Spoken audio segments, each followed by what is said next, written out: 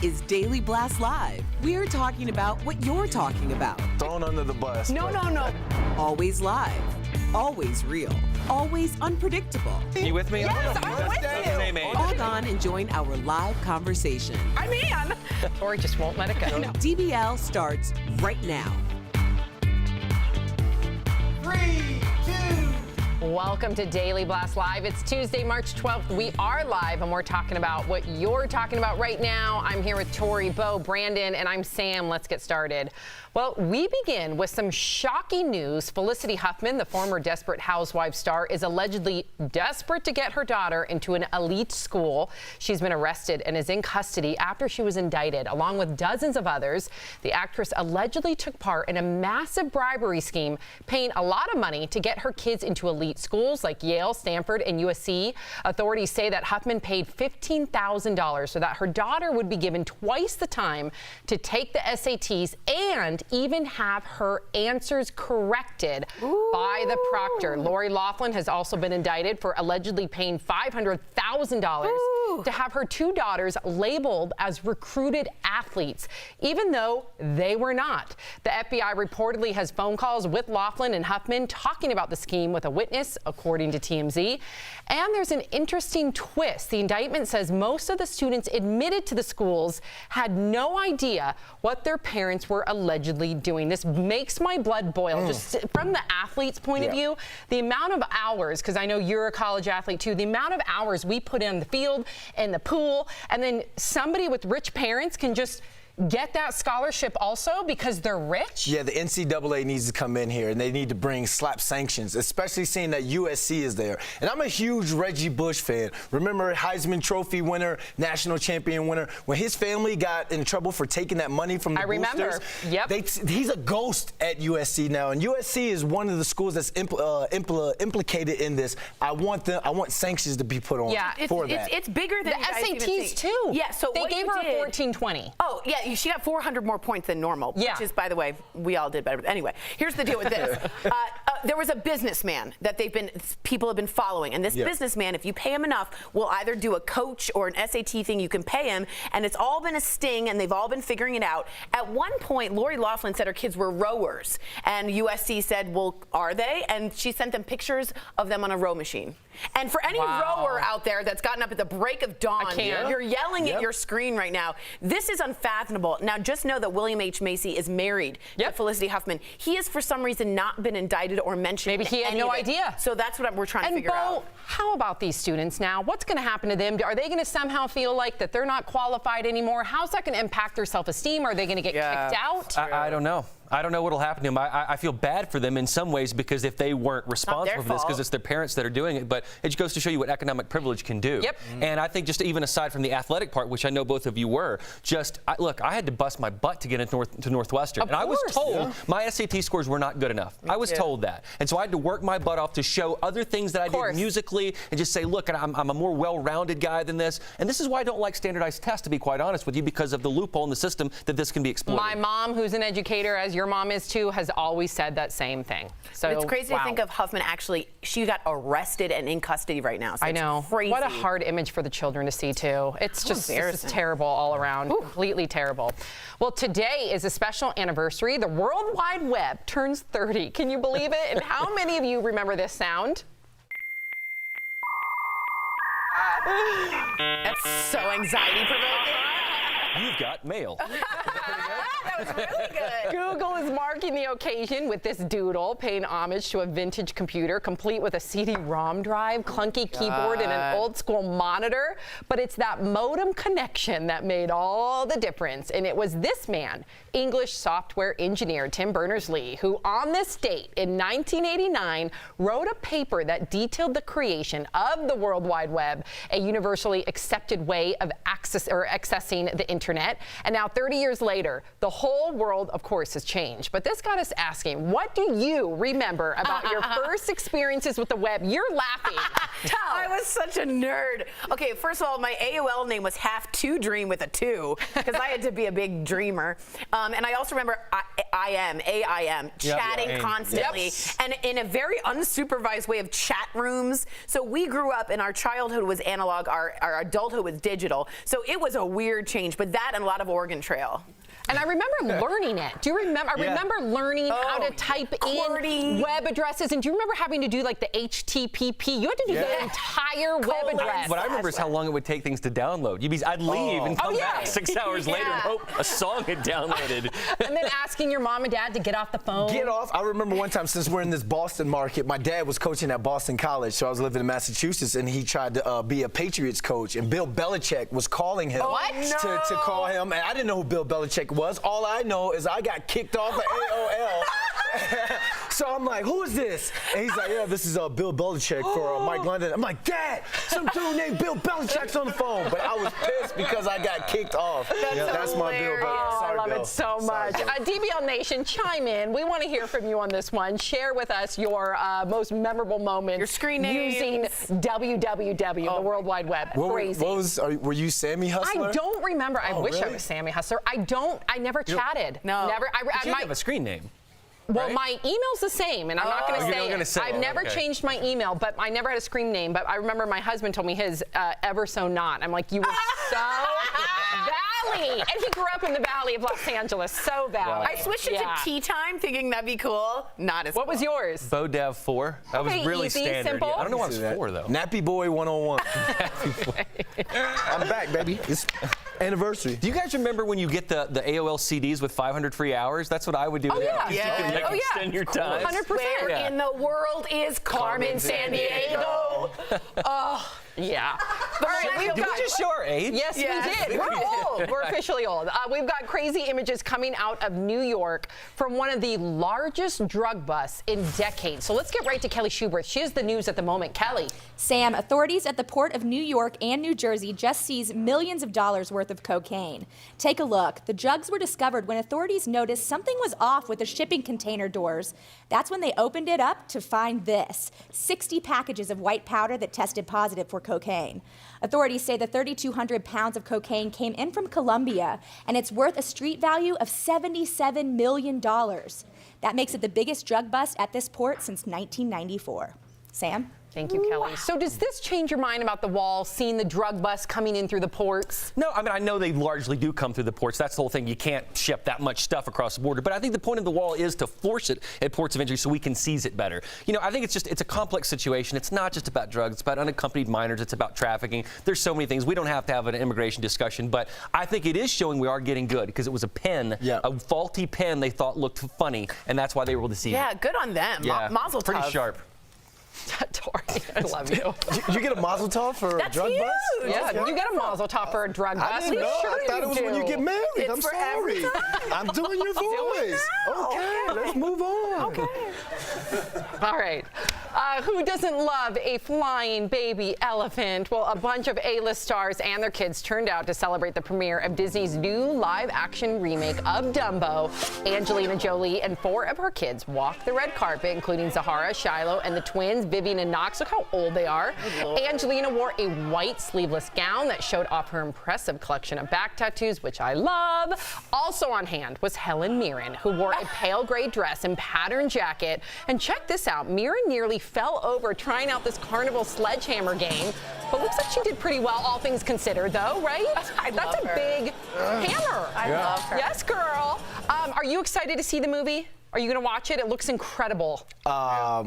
No? Nieces and nephews, next time I go home, if it's still in the box office, I'll take it. Well, I just read the reviews, and people are saying that this is I just think Disney's gotten so great at live action. And it's Disney plus Tim Burton. Imagine those two put together. We got Michael Keaton, Danny DeVito. I never liked this movie because the mommy, something happened with the mommy. Oh, they're separated, I don't want to talk about I know, it. but here's the thing. People are applauding Tim Burton, says that he completely delivers here. And they're also saying that there is an animal rights message to it. So I'm happy that at the end of the day, children can be entertained, but also take home a message of compassion. I think that's a win-win. Because a lot of circuses and things like that are being shut down because of a big PR campaign about the cruelty towards animals. As they should. 1,000%. Oh, Dumbo. I love him. Now, remember the pink, trippy elephant scene in the original? The animated pink elephants everywhere? Only Sam does. Okay. I don't remember that. How could you not remember that? I really stayed away from Dumbo and Bambi. I had a thing. That was Well, so many of the fans wanted that scene back in, that at the last minute Tim Burton put it in the movie as kind of like an ode to the original. That's awesome. So that's exciting. Maybe the teenagers want to see that one. Yeah. I don't think you know what I'm talking about. No. Okay. Okay. DBL's Live will bring you breaking news as soon as it happens. Coming up, a crazy building blitz has turned into a dream come true. Meet the amazing family who has a new home thanks in part to our very own Bo Davidson. Plus, what the heck is this giant creature? Whoa! Oh my gosh! We'll have all the details on this viral superstar. And you, the viewer, are our fifth host. People are fired up about a photo of preschoolers in medical scrubs. Is it outrageously sexist? We share your comments live on air coming up next on DBL.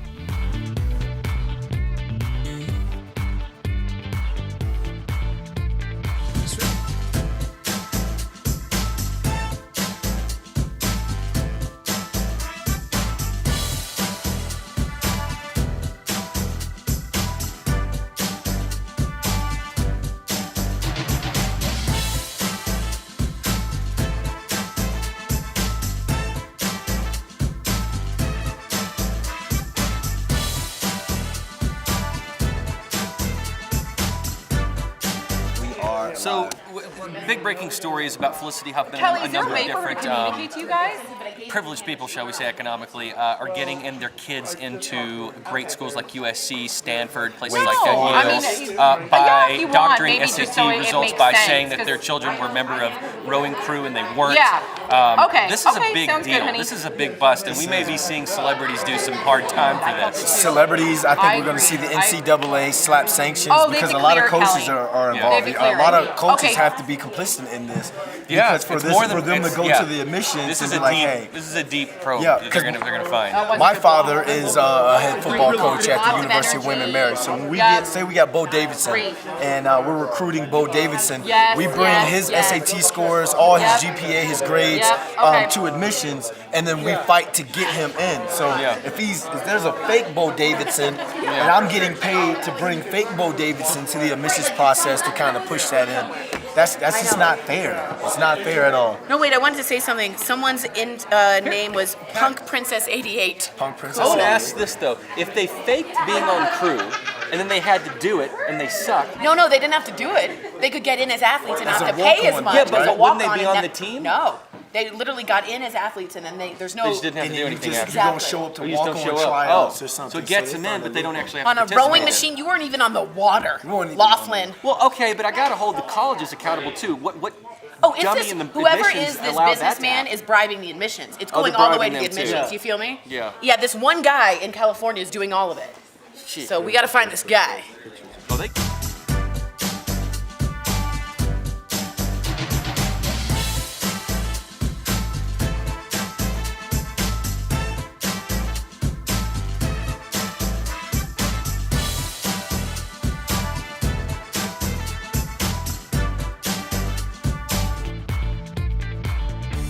Welcome back to DBL. A photo showing two young children aspiring for careers in medicine is getting a lot of reaction on Twitter.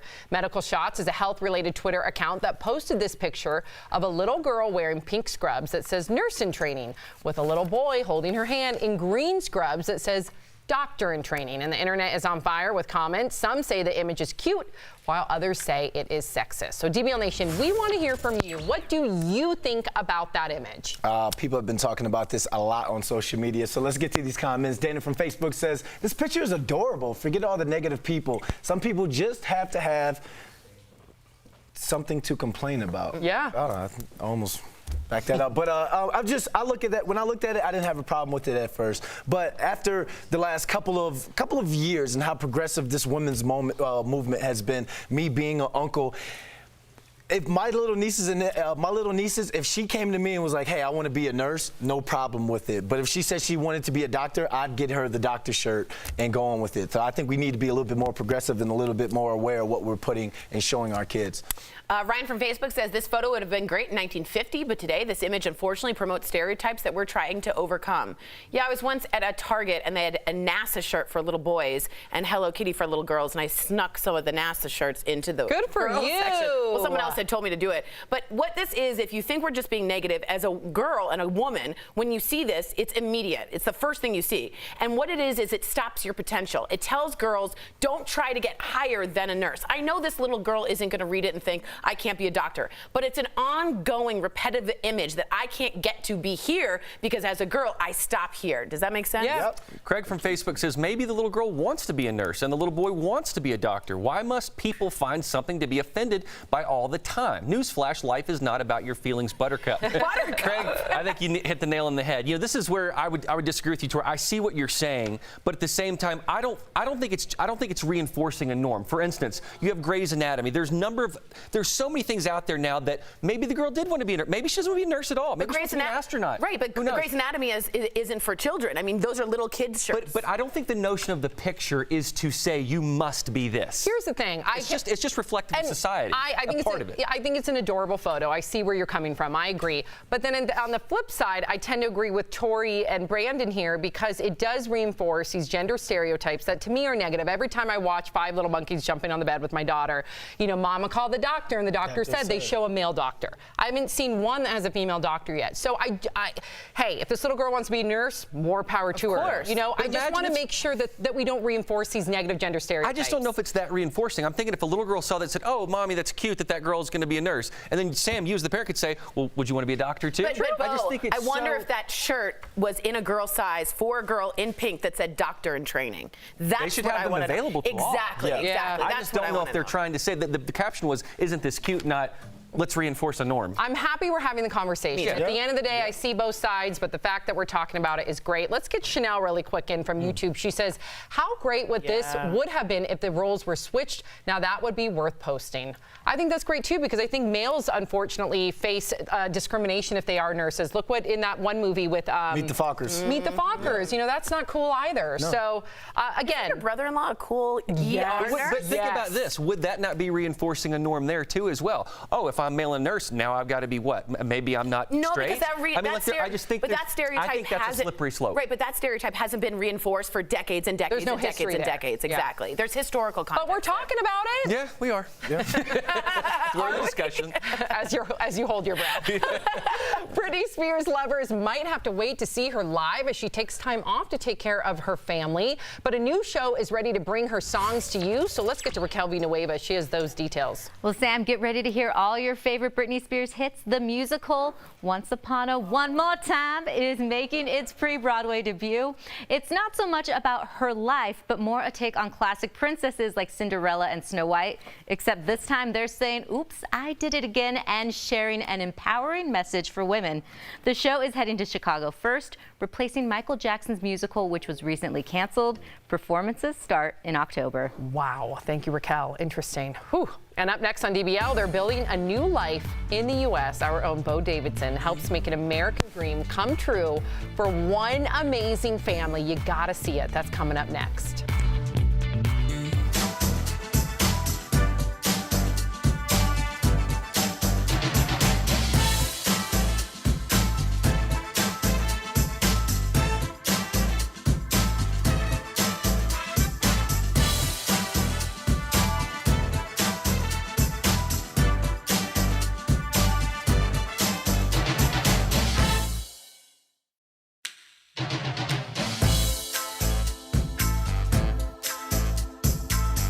Guys, what's going on? A lot of you writing in that you didn't like Bambi or Dumbo either. I don't know how you could like Bambi or Dumbo because they were very scary movies. A lot of you guys are saying doctor, nurse, aide, helping each other, that's what's important. That says Naomi. Stephen Hill says, Sam, that little nurse girl got you fired up. Naomi says, it's just a very cute picture. Social media is looking too into it. And again, I know us liberals can be called bleeding heart liberals. Is that okay? I know we can often be called that, and I'm aware of that, but I also think people aren't aware of the ongoing, constant images you're seeing. It's almost subliminal messages. Yeah, exactly. The subtext. It comes off very some people might think it's overt, but in reality, it's that psychological subtext that Tori's speaking of that I think we just got to be aware of. Yeah. I think the fact that we're having it, you don't have to be. We're not like, oh my God. I love that we're talking about it. I think it's just like we're saying, hey, maybe someone hadn't thought to put doctors in training. That's something you should think about because that will reinforce a lot for a lot of people. And when you put down how far you can go, you put down potential, it's a self-fulfilling prophecy. Yes, it is. So, prophecy. Prophecy. What's also your least favorite Disney film? Because I think mine's Dumbo. No. Or Bambi. I know, I can't watch.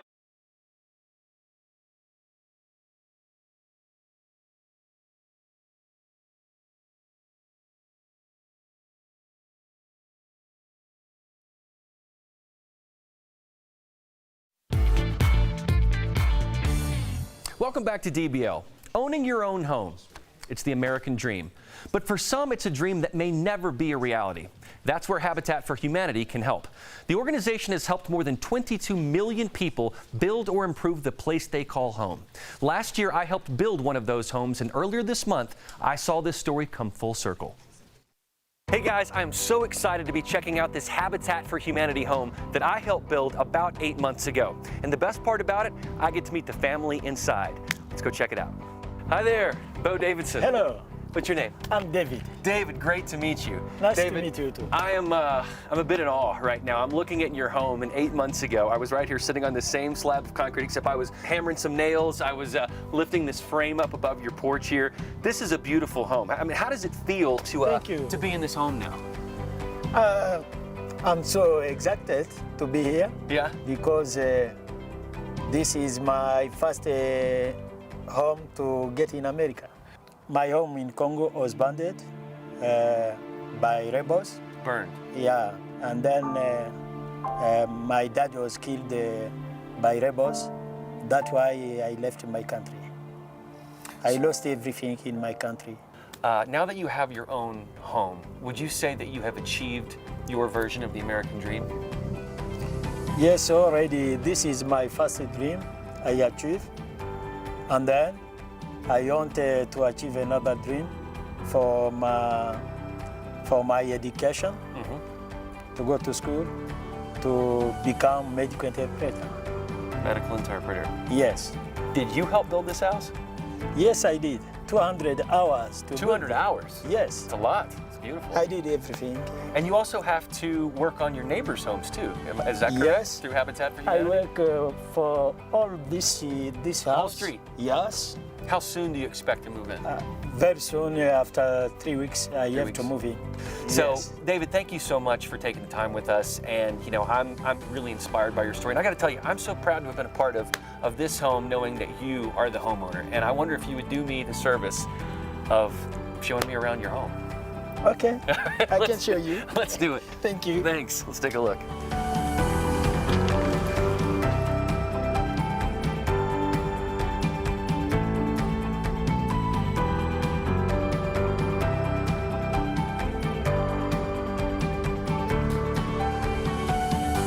Well, we have one thing that I do want to give to you. This is from all of us at Daily Blast Live. This is just a nice little welcome package for you with some things, with some good American treats, some popcorn, all kinds of stuff in here. This is from us to you to welcome you to your new home here in Denver. Thank you so There you much. go. Oh. Thank you so much.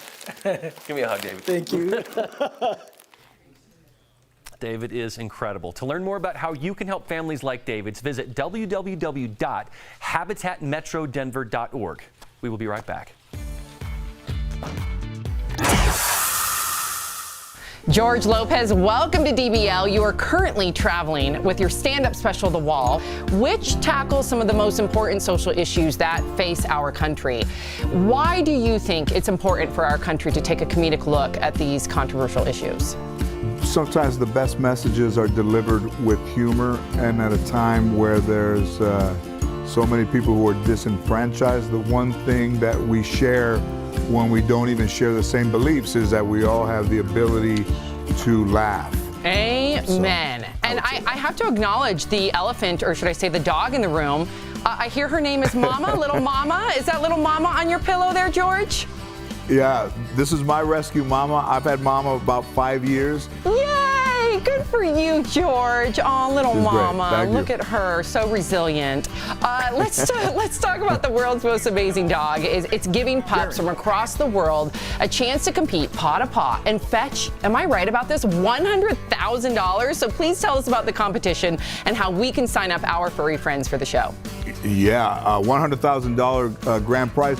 Go to Facebook Watch and click on World's Most Amazing Dog. It's easy to upload the video, and we're still accepting submissions. It's very entertaining to see a lot of the videos of the dogs, and it's going to be very difficult for myself and Lisa Vanderpump, who's the other judge, to make a decision. Oh, I can't wait. So 2 questions then. So one, I want to know what you're looking for when you're scoring, but you also mentioned Lisa Vanderpump, who I know very well. She's a dear friend. I love her, and I love that she's a big advocate for animals, as you are. What was it like working with Lisa? Yeah, well, you know, Lisa, there's nobody like her. And her and I have been great fodder for each other. But, you know, Sam, when you see incredible things and amazing things, it's beyond what anybody really imagines that a dog is able to do. But the one thing that is constant amongst all of the videos submitted from across 36 countries is that the camaraderie between the owner and the dog. Oh, I can't wait, and I believe it. I mean, I have a rescue dog from Compton. Her name is Baby. But George, before we go, I gotta ask you, does little mama have any tricks? I think maybe protecting her food from all the other dogs is something that she's very good at. Yeah. George Lopez, thank you so much for joining us. I adore you, and I cannot wait to watch the show. Congratulations. Oh, thank you, Sam. Very kind. Thank you.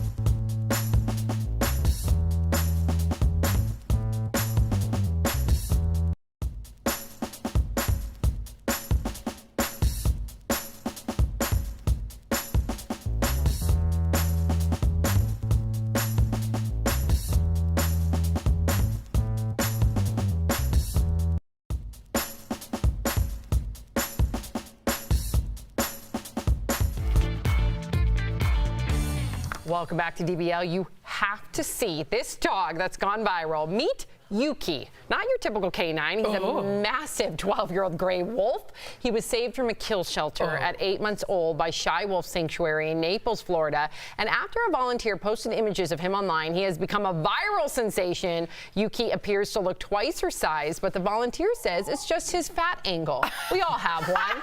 While Yuki is not up for adoption, people can sponsor him through the sanctuary. Look at him. He looks huge. Wow. His face alone is huge. Yes. I feel like this seat gives you a fat angle. No. I like how he keeps moving his head away, like, quit taking pictures of me. You know I look fat now. He's big. He's a big boy. Cutie. Yuki. We will see you same time, same place tomorrow. Happy Tuesday, everybody. Enjoy your day today.